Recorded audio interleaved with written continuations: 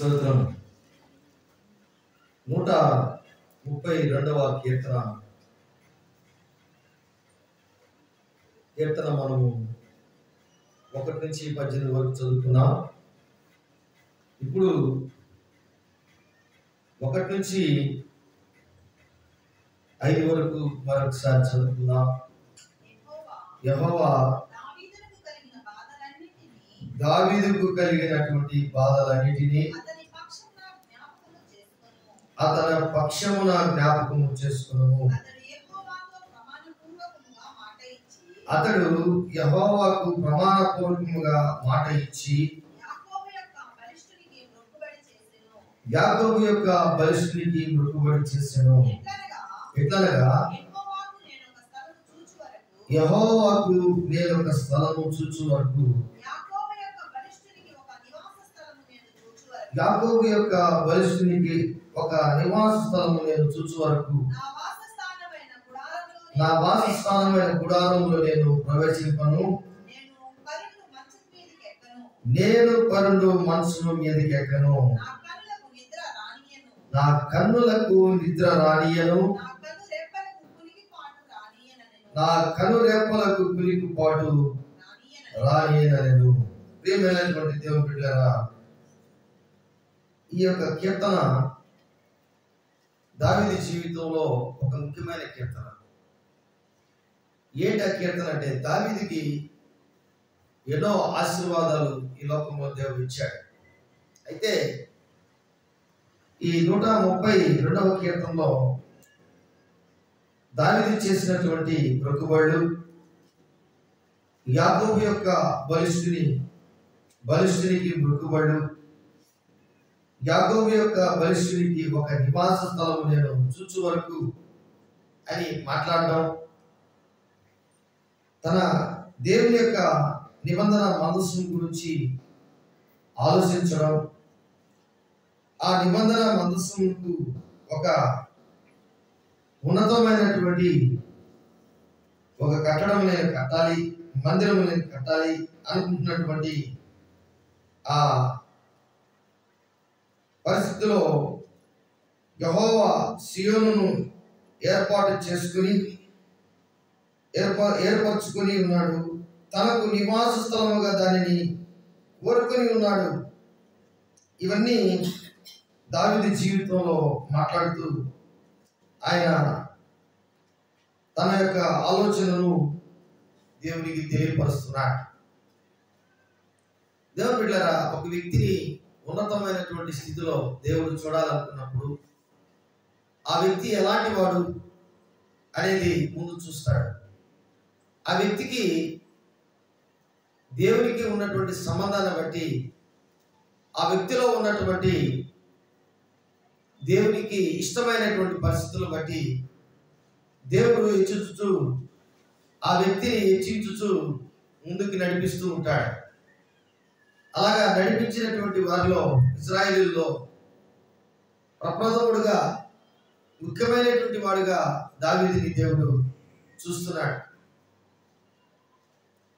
సౌలు రాజుని పక్కన పెట్టి దేవుడు సమూయేలును పంపించి యెషయా ఇంటికి కొమ్ములో తైలం పోసుకొని తన అన్నదమ్ముల ముందు ఈయనను అభిషేకించినటువంటి నేను కోరుకున్నవాడు ఇతడే అంటే, దాని అర్థం ఏంటంటే, దేవుడు ఒక వ్యక్తిని కోరుకుంటే ఆ వ్యక్తిని కడవరకు వెంబడిస్తూనే ఉంటాడు.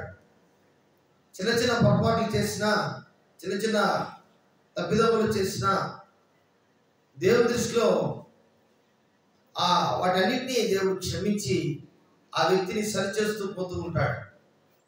అదే దావీదు జీవితంలో ఆయన వాగ్దానం చేశాడు, నిబంధన చేశాడు, ఒడంబడిక చేసుకున్నాడు. ఎందుకని ఈ యొక్క మాటలన్నీ చెప్తున్నానంటే, ఆయన 8వ వచనంలో చూస్తే ఒక మాట అంటాడు, యెహోవా లెమ్ము, నీ బలసూచకమైన మందస్సుతో కూడా రమ్ము, నీ విశ్రాంతి స్థలంలో ప్రవేశింపుము, నీ యాజకులు నీతి వస్త్రముల వలె నీ భక్తులు ఉత్సాహగానము చేయుదురు గాక. నీ సేవకుడైన దావీదు నిమిత్తము నీ అభిషక్తునికి విముఖుడవై ఉండకము. నీ గర్భఫలమును నీ రాజ్యము మీద నేను నియమించును. నీ కుమారులు నీ నిబంధనను నీ కుమారులు నా నిబంధనను గైకొని ఎడల నేను వారికి బోధించు నా శాసనములను వారు అనుసరించిన ఎడల వారి కుమారులు కూడా నీ సింహాసనం మీద నిత్యము కూర్చుందురని యెహోవా సత్య ప్రమాణము దావీదుతో చేసెను. ఆ మాట ఆయన మాట తప్పలేవాడు. దేవునికి స్తోత్రం. హల్లెలూయా. ఈరోజు దేవుడు నిన్ను హెచ్చిస్తే ఎవరు కూడా నిన్ను తృణీకరించలేనటువంటి స్థితిలో దేవుడు నిన్ను పెట్టేస్తాడు. హల్లెలూయా. నిన్ను నీవు హెచ్చించుకునే దానికంటే నిన్ను నీవు దేవుని దగ్గరికి వెళ్ళి ప్రభువా నా పరిస్థితి ఏంటి అనేది చాలా ముఖ్యమైన స్థితి. ఈ కీర్తన ఎప్పుడు రాశాడంటే దావీదు ఒక ఉన్నతమైనటువంటి ప్యాలెస్ కట్టుకున్నాడు, లేక ఒక మంచి అందమైనటువంటి గృహం కట్టుకున్నాడు. ఒక రాజు ఉండుటకు దేవుడు ఆయన నియమించిన విధముగా ఆయన కట్టుకున్నాడు, లేక దావీదు పురం అనుకోండి. అయితే దేవుడు ఎక్కడ ఉన్నాడు? ఇప్పుడు గుడారంలో ఉన్నాడు. ఎక్కడున్నాడండి? గుడారంలో ఉన్నాడు. అప్పుడు వచ్చింది దావీదుకి ఆలోచన, అయ్యయ్యో నేను మంచం ఎక్కను, నా కన్నులకు నిద్ర రానియను, నా కనురెప్పలకు కునుకుపాటు నా వాస స్థలమైన గుడారములో నేను ప్రవేశింపను, నేను పరుండు మంచం మీదకి ఎక్కను. ఎప్పుడు గుర్తొచ్చాడు దేవుడు? చూడండి, ఎప్పుడు గుర్తొచ్చాడంటే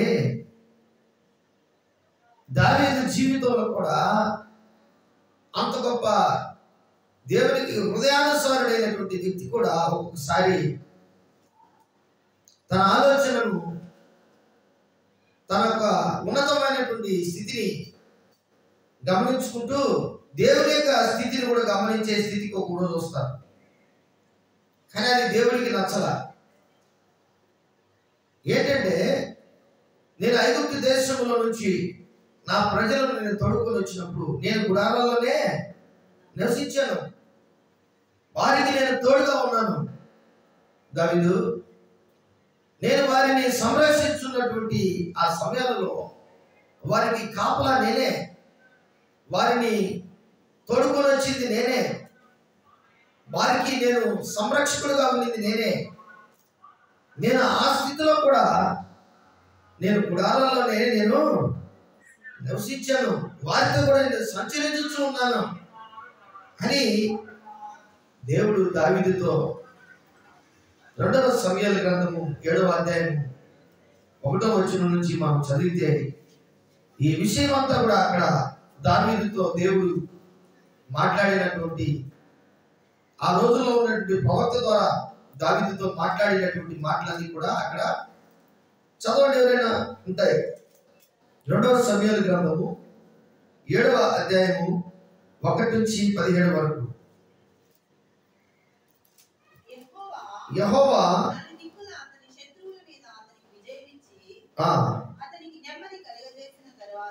అతనికి నెమ్మది కలుగజేసిన తర్వాత రాజు తన నగరి యందు కాపురం ఉండి నాతానును ప్రవక్తను పిలువనింపి,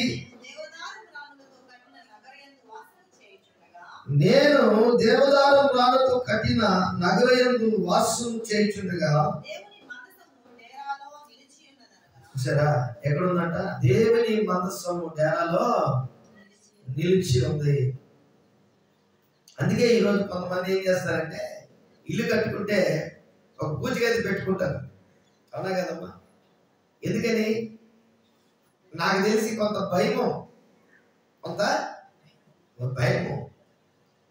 కానీ కానీ యేసుక్రీస్తు ప్రభుల వారు ఏమన్నారంటే మీరే నాకు మందిరం అన్నాడు. ఏమన్నాడు? మీరే నాకు మందిరం. ఎక్కడ ఇద్దరు ముగ్గురు నా పేరు కూడి ఎందులో అచ్చట నేను ఉంటానని చెప్పాడు. మీరు నడిచే మందిరం. అంత మాత్రమే కాదు, 1 కొరింథీ 3:16 చదవండి. 1 కొరింథీ 3:16.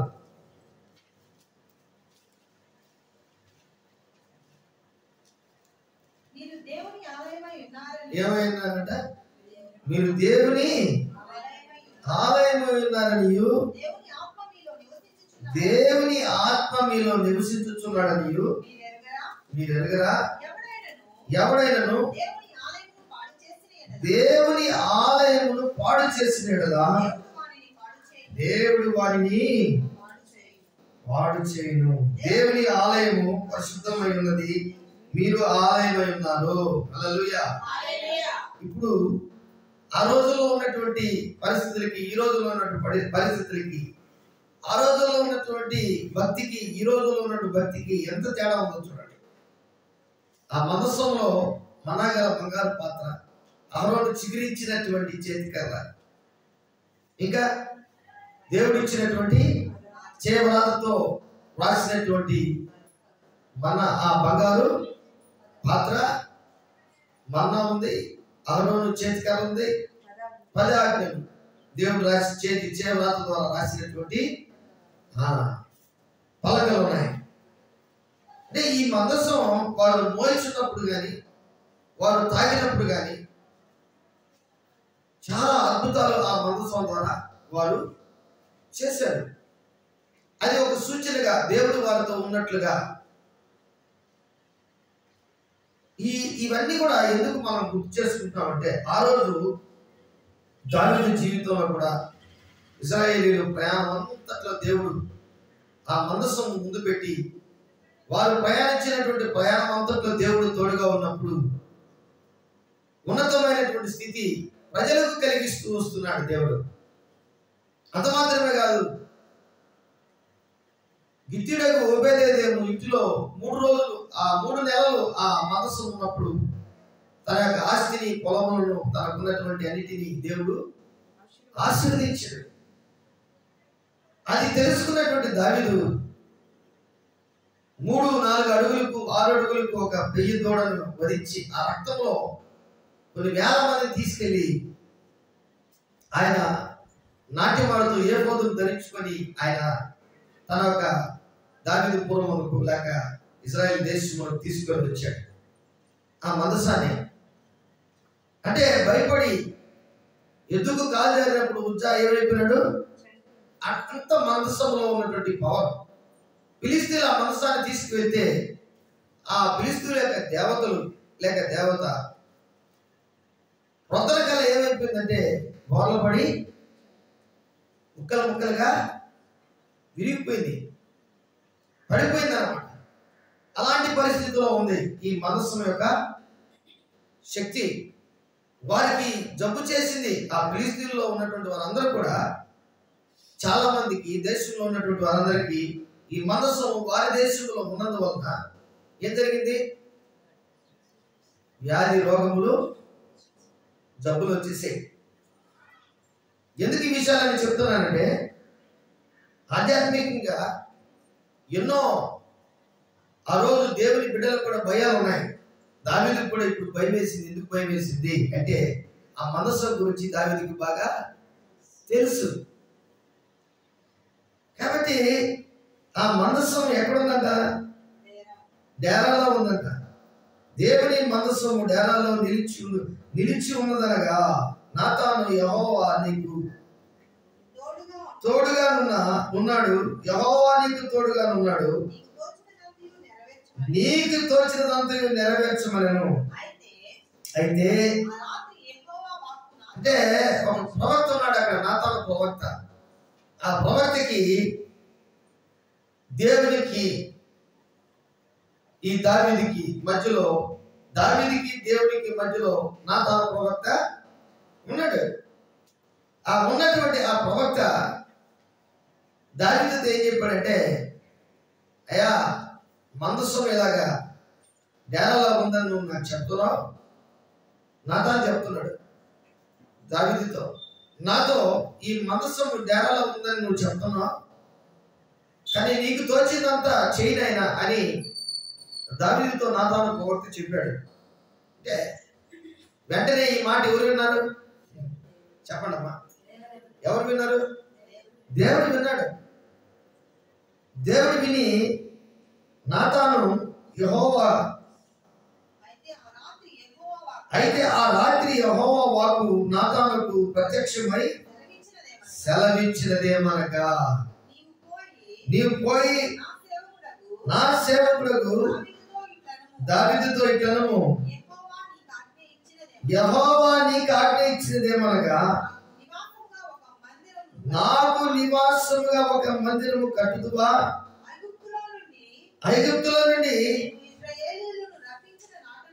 నేను ఇశ్రాయేలు రప్పించిన నాట నుండి నేటి వరకు మందిరములో నివసింపగా డేరాలను గుడారములను నివసించుతూ సంచరించి తిని. హల్లెలూయా. నాతాను ప్రవక్తకి చెప్తున్నాడు దేవుడు, అంటే నా సేవకులతో నువ్వు చెప్పాల్సినటువంటి ఆజ్ఞ ఇది. ఏమన్నాడు? నాతానుతో చెప్పినటువంటి మాట, నువ్వు పోయి నా సేవకుడైన దావీదుతో, 5వ వచనం, నువ్వు పోయి నా సేవకుడైన దావీదుతో ఇట్లనము, యెహోవా నీకు ఆజ్ఞాపించినది ఏమనగా, ఏంటంట? నీకు ఆజ్ఞాపించిందా ఏమనగా, నాకు నివాసముగా ఒక మందిరము కట్టుదువా? ప్రశ్న ఇది. దేవుడు ప్రశ్న వేస్తున్నాడు. ఆకాశము ఆయన సింహాసనము, భూమి ఆయన పాదపీఠం. ఇలాంటి గొప్ప దేవుడు మన ప్రభువును రక్షకుడైన యేసుక్రీస్తు. తండ్రి దేవుడు యెహోవా దేవుడు చెప్తున్నాడు, నాకు నువ్వు నివాసం కట్టించి అంటున్నాడుగా, అసలు నా ప్రజల గురించి నేను ఈ భూమి మీదకి దిగి వచ్చినటువంటి నా జీవితం నువ్వు నా గురించి ఆలోచిస్తున్నావే. దావీదు నా సేవకుడు నా గురించి ఆలోచిస్తున్నాడే. నాకు మందిరం కట్టేదానికి అతనికి ఛాన్స్, వీలు, అతనికి పని లేదు. ఎందుకు ఈ విషయాలు చెప్తున్నాడంటే, దావీదు జీవితంలో దేవుని యొక్క ఉన్నతమైనటువంటి స్థితిని, ఆయన యొక్క ప్రమాణాలను, ఆయన యొక్క ఆలోచనలను హృదయానుసారుడిగా ఉండి కూడా ఒక్కొక్కసారి ఆయన దేవుని ఆజ్ఞను మీరుతున్నట్లుగా, ఏంటంటే మీరుతున్నట్లుగా, అంతేనా? ఇప్పుడు దావీదు కట్టే దేవుని మందిరం ఆడు ఉంటాడా? ఏం చెప్తున్నాడు? నువ్వు నాకు మందిరం కట్టించి అంటున్నాడు అని అర్థం. నేను కట్టుకుంటాను, నేను కట్టిస్తాను. దేవదారు వాళ్ళు కానీ ఈ లోకంలో ఉన్నటువంటి, భూలోకంలో ఉన్నటువంటి శ్రేష్టమైనటువంటి ఆ మ్రాణంతో నేను కట్టించుకోగలను. దావీదు ఎంత గొప్ప విషయం. నువ్వు పోయి నా సేవకుడైన దావీదును, యెహోవా నీకు ఆజ్ఞాపించినదేమనగా, నాకు నివాసముగా ఒక మందిరము కట్టించువా? ప్రశ్న ఇది. కాబట్టి ఈరోజు మనం మందిరము నిర్మించి ఆ మందిరంలో ఇక్కడ ఉండు ప్రభువా అని అంటాం. ఇక్కడ గొప్ప కార్యాలు చేయమంటాం. ఇక్కడ మనం అనేకమైనటువంటి అద్భుతాలు, ఆశ్చర్య కార్యాలు చేయమంటాం. ముందుగా మన జీవితంలో దేవుడు అద్భుతాలు, ఆశ్చర్య కార్యాలు చేయాలా? దేవునికి స్తోత్రం. ఎక్కడ చేయాలా? మన జీవితంలో దేవుడు చేయాలని కోరుకుంటున్నాడు. చూడండి దావీదును ఎలాగా మాట్లాడుతున్నాడు చూడండి. ఇశ్రాయేలుతో కూడా నేను సంచరించిన కాలమంతయు నా జనులను పోషించుడని నేను ఆజ్ఞాపించిన ఇశ్రాయేలు గోత్రములలో ఎవరితోనైనను దేవదారు మయమైన మందిరం ఒకటి మీరు నాకు కట్టిపోరైతే అని నేను ఎప్పుడైనాను ఎన్నడైనాను కట్టింపకపోతిరని నేను ఎన్నడైనను అనింటున్నా. కాబట్టి నీవు నా సేవకుడకు దావీదుతో ఇలాగ చెప్పుము, సైన్యములకు అధిపతి యెహోవా నీకు సెలవిచ్చినదేమనగా, గొర్రెల కాపులనున్న నిన్ను గొర్రెల దొడ్డిలో నుండి తీసి ఇశ్రాయేలీయులను నా జనుల మీద అధిపతిగా నియమించి తిని, నీవు పో చోట నెలను నీకు తోడుగా నుండి నీ శత్రువులందరినీ నీ ఎదుట నిలవకుండా నిర్మూలము చేసి లోకములోని గనులైన వారికి కలుగు పేరు నీకు కలగజేస్తున్నాను.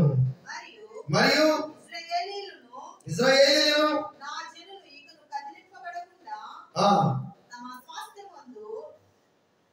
తమ స్వాస్థ్యమందు నివసించినట్లు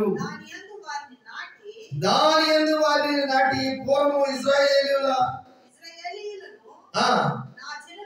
నా జనుల మీద నేను న్యాయాధిపతులను జరుగుతూ వచ్చినట్లు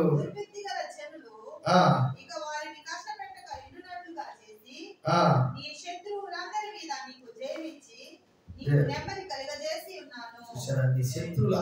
మీద నీకు జయమిచ్చి నీకు నెమ్మది కలగజేస్తున్నాను. హల్లెలూయా.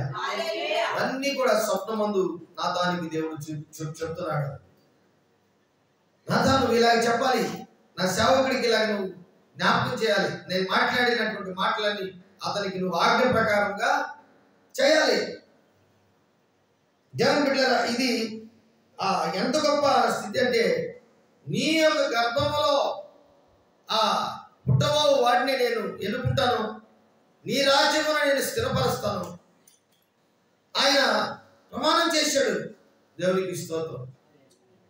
కాబట్టి దేవుని బిడ్డలారా, ఈరోజు మనము దేవుని కంటే ఆలోచనలు మనం ముందుగా చెప్తాం. ఇది జరిగితే ఎలాగ ఉంటుంది, అలా జరిగితే ఎలాగ ఉంటుంది, నా కుటుంబంలో ఇది జరిగితే ఎలాగ ఉంటుంది, నా జీవితంలో ఎలా జరిగితే ఎలాగ ఉంటుంది. కొన్ని సందర్భాల్లో మనకు అనేకమైనటువంటి ఆలోచనలు వచ్చినప్పుడు వాటిని మనం ఎవరి దగ్గర తీసుకెళ్ళాలంటే దేవుని దగ్గరికి తీసుకెళ్ళాలి, ప్రార్థన చేయాలి. దావీదు వచ్చి నాతాను ప్రవక్తకి చెప్పాడు. నాతాను ఏమని చెప్పాడు? ఏం చెప్పాడండి?